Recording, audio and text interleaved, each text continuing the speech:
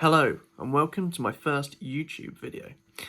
That's right, you're one of the lucky few watching me pop my YouTube cherry live on camera.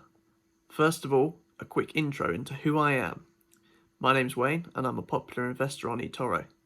My username is Wayne Wes on there, so you can check out my portfolio and my trading history. You can read my bio and my posts to get more of an idea of who I am. You can also check out my website, Wes Investments, which is wes-investments.co.uk, for some company analysis on the stocks that I trade.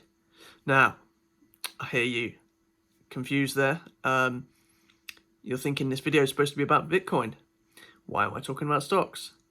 Well, actually, this video is more about why I do not trade in Bitcoin and other cryptocurrencies, and how I lost so much money doing it, even though I was right for the most part. Now, if you're a big Bitcoin fan, you'll know that at the end of 2017, Bitcoin hit a value of $20,000 for a day. It then started its dramatic up and down decline over the coming months. And that is when a slightly younger, but still with no hair me, discovered eToro.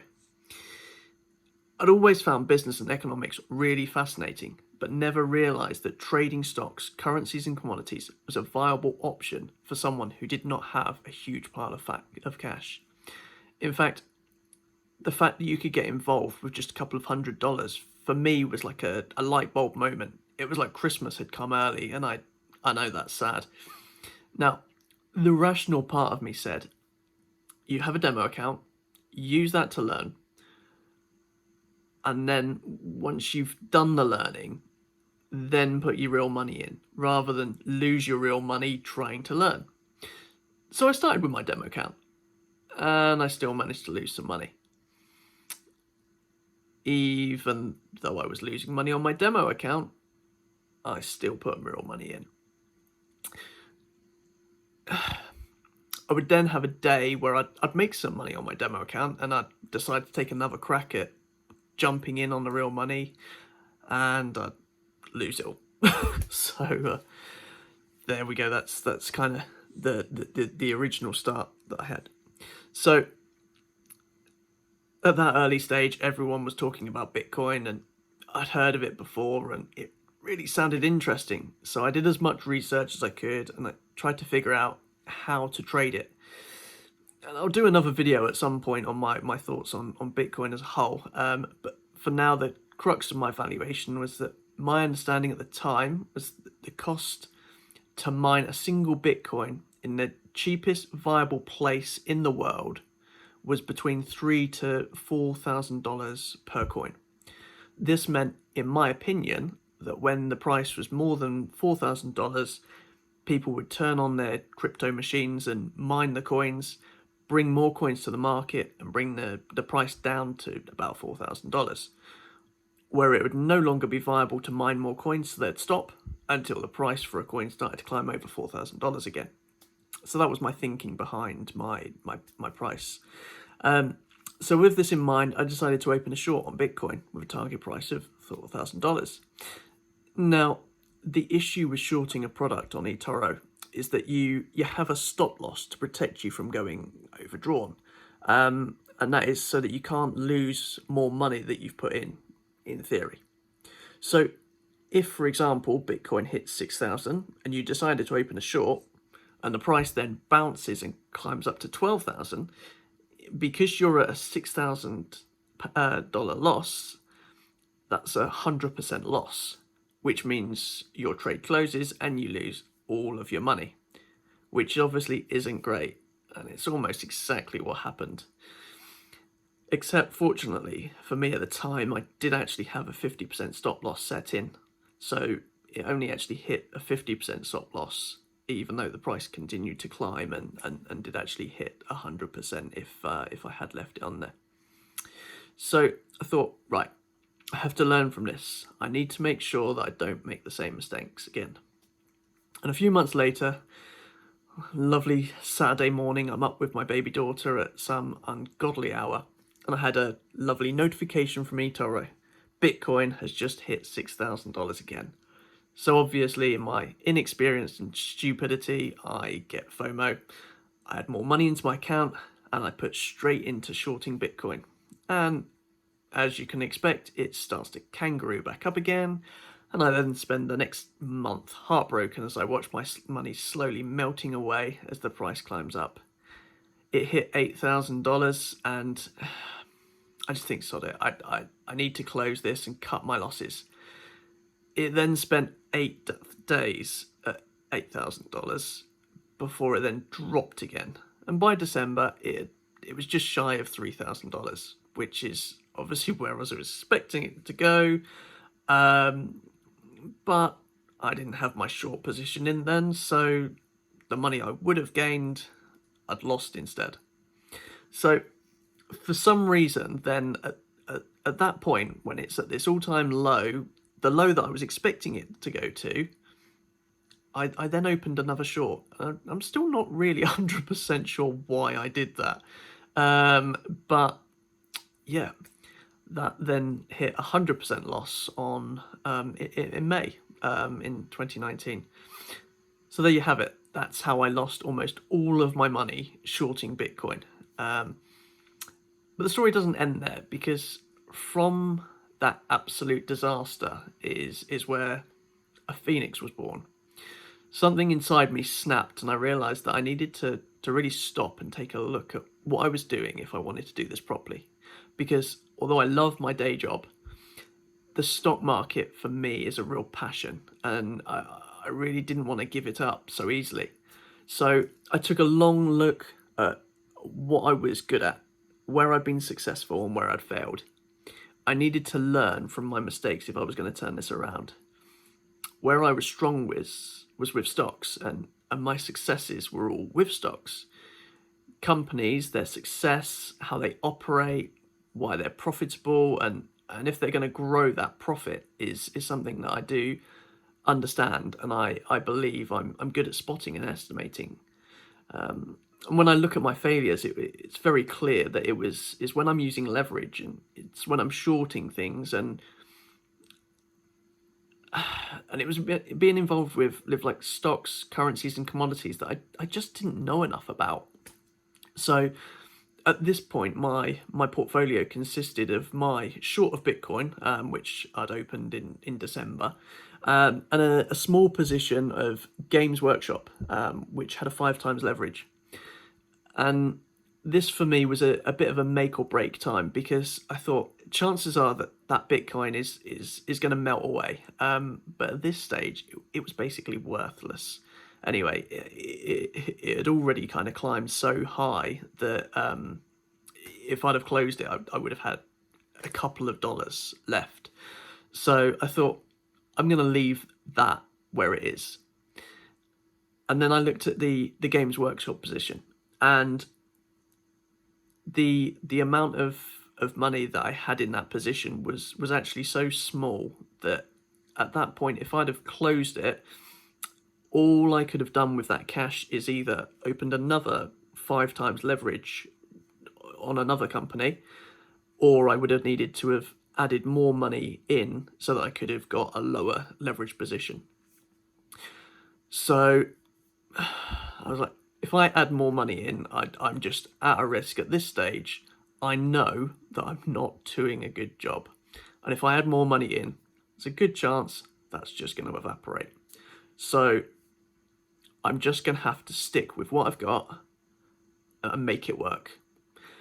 And luckily for me, a couple of weeks later, Games Workshop released their earnings, and their share price jumped from around 3,000 to around 4,000.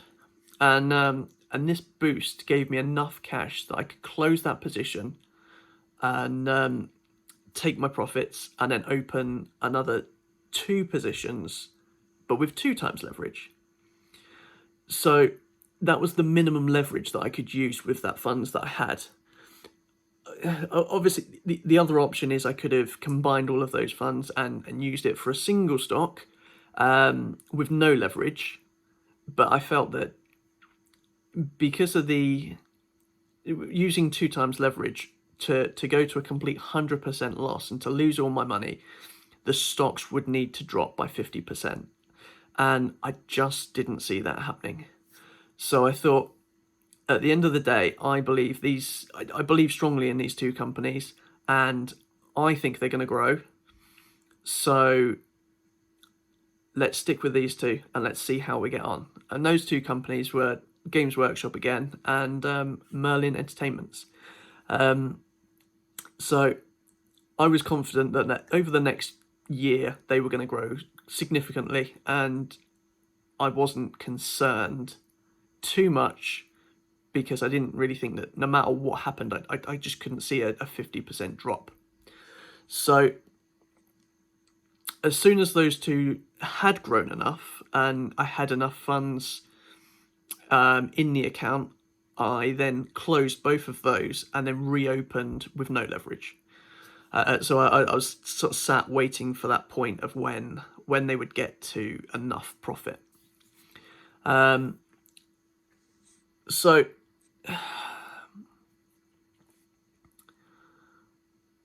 I've been caught out with too many sort of surprises within the market, and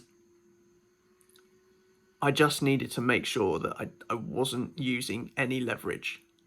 So I maximized my experience from my previous losses. And at this point, I decided that I would never short any other stock again. That was, as far as I was concerned, that was it. For me, it was just long stock positions, end of. And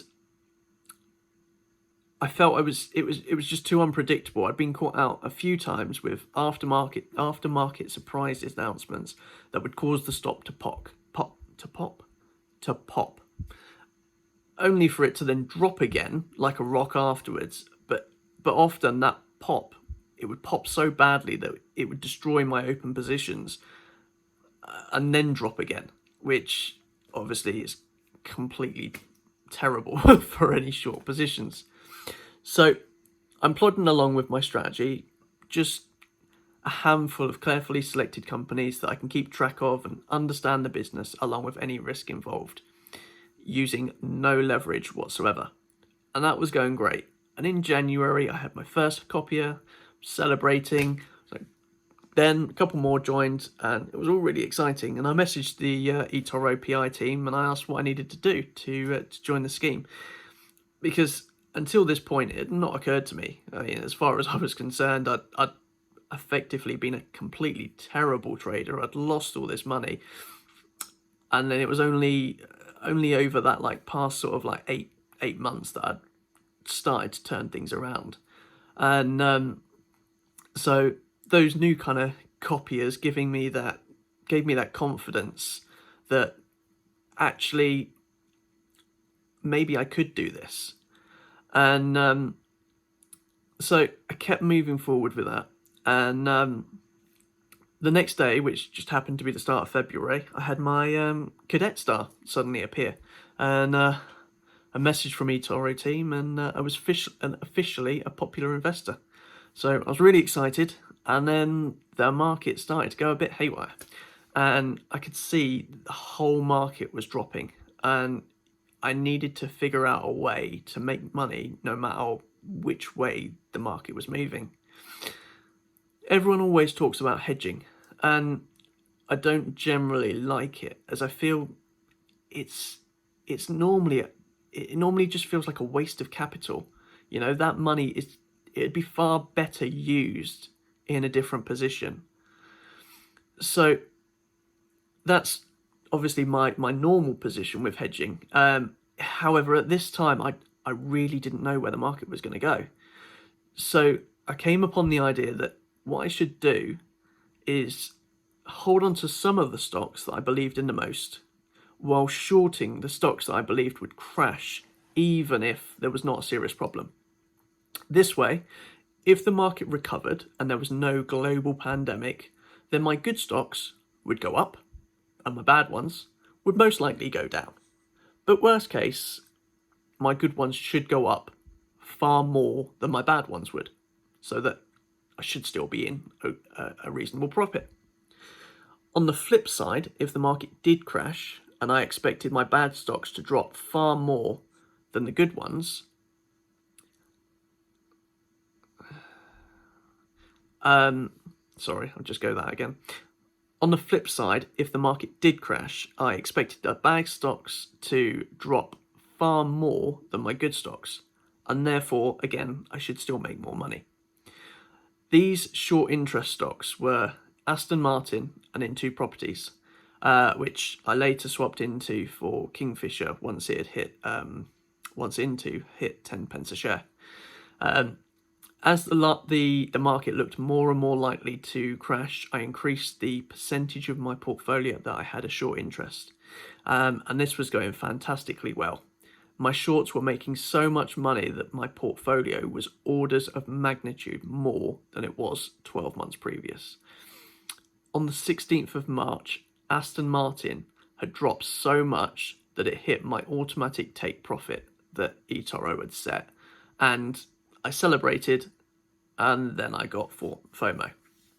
So while that's happening to me, I thought about short selling, and I thought about the fact of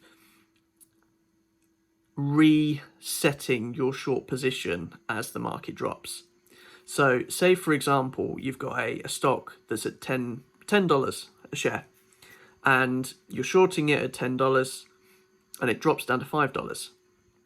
So you've effectively got $15 because you've got your $10 from the original stock and then the $5 drop. So at that point, you're $15 better off.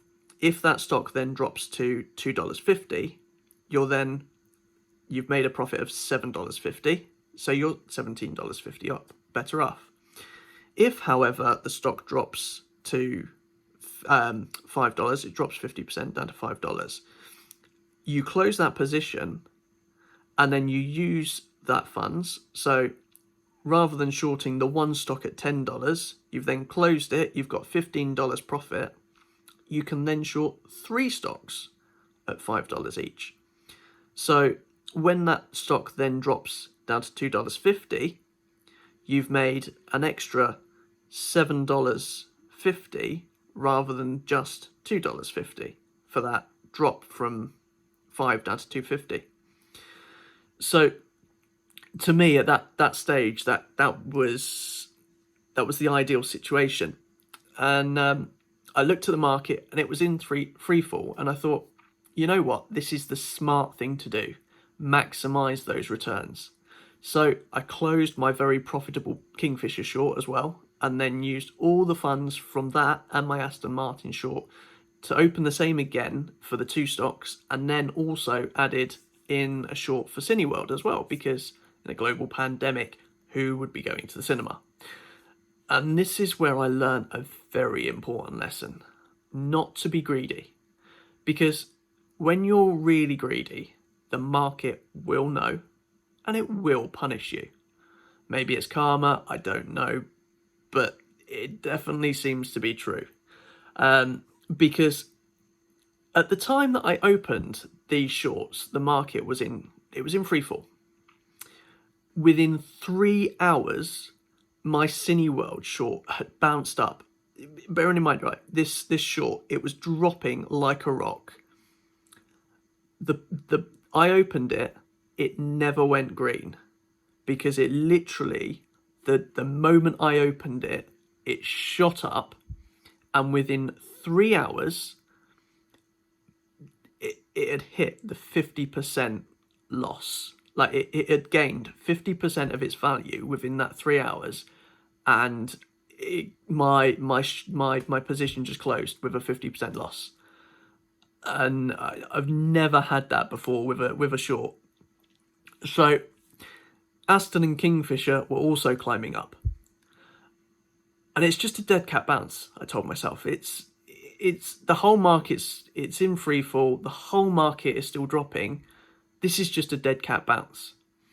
Give it a couple of days and it will continue to decline. And 2 days later, these stocks, they were still climbing while the other stocks were falling. And I watched Disney and Tesla, which were 2 of my favorites at the time. And Tesla was down to about 380-ish and Disney was around 80-ish. And I thought, there's no way these stocks are going to go much lower than this. So I added some extra cash in and I bought some. I didn't close my existing shorts because I thought, you know what, the market is still falling. So these bad companies will recover slightly and then continue to drop when the good companies will recover slowly over a few months. So that was my logic. Unfortunately, as you probably know, that didn't come true. Both the shorts continued to climb and hit my 50% stop loss within a week. Aston then turned on a dime and dropped, obviously. Meanwhile, the other two, Cineworld and Kingfisher, kind of bounced around, recovered slightly. Nothing really, noticeable. But neither of those two saw the low that they set on the 16th. So after those stop losses were hit, I felt that a V-shaped recovery was coming, and so I quickly bought back into the market. And I made another mistake there as well, and I'm going to go into that in just a minute. But I just want to go back to these losses. So you'll be forgiven for thinking that those 3 big losses, 50% losses on 3 big positions, that should have meant that my March returns were really terrible. But I actually made so much money with shorting the market before that, and then the recovery of the market with my buy positions was so quick that those huge body blows, that I still ended up in March up 5.3%. And yes, that's still my worst performing month to date as of the 5th of July, which is right now.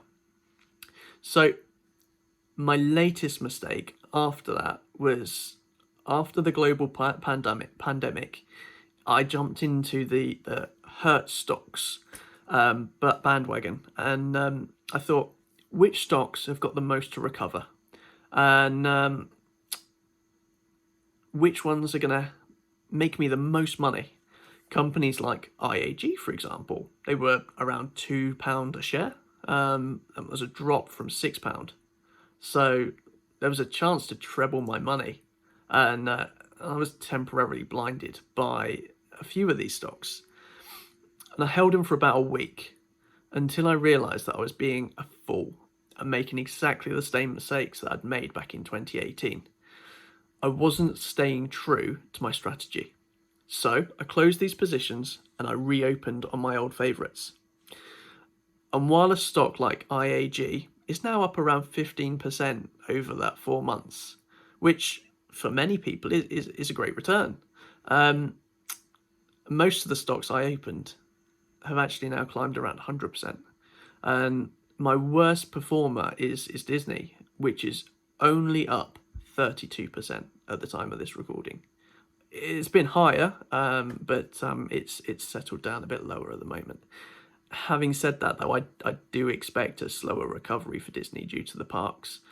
And although I don't think that Disney is going to be one of my best performers, I really like the stock and the company, and I think Disney Plus is going to be a real great addition. Sorry, going off on a tangent there, but so I've rambled on for quite a while now, and hopefully you're still watching this, haven't made you fall asleep, and hopefully you can learn from my mistakes. So depending on how many views I get from these videos, it will depend on how many more I make and how much effort I dedicate to them. So if you like the concept of this video and you'd like to see more,